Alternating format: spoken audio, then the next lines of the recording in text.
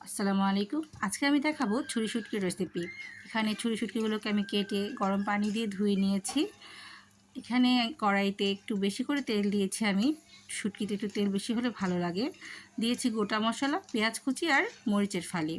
পেঁয়াজটা একটু সতে হয়ে আসলে এর মধ্যে অ্যাড করেছি আমি আদা আর রসুনের পেস্ট। তারপর আমি এখানে একে একে অ্যাড করেছি হলুদ, মরিচ, ধনিয়া আর জিরার গুঁড়া। তারপর পরিমাণ মতো লবণ দিয়ে আমি সামান্য একটু পানি দিয়ে পেঁয়াজ আর মশলাগুলোকে ভালো মতো একটু কষিয়ে নিয়েছি। কষানো হয়ে এলে এখানে আমি গোটা রসুন ইউজ করেছি।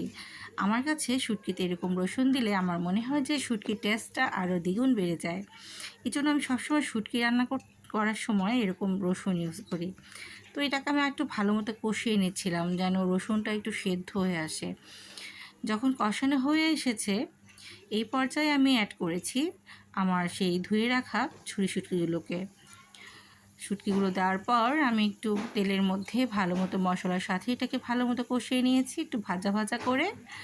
দেন আমি এখানে খুব সামান্য পরিমাণ পানি দিয়েছি, কারণ আমি শুটকিটা একদম ভুনা ভুনা করে ফেলবো, কারণ শুটকিতে কোনো ঝোল থাকলে ওটার টেস্টটা ভালো আসে না। এটা ভালো মতো কষানো হয়ে এলে যখন পানিটা পুরোপুরি টেনে যাবে তখন আমার রান্নাটা কমপ্লিট হয়ে যাবে।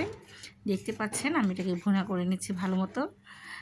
নাও এটা রেডি হয়ে গেছে, এখন এটা টেস্ট করার পালা।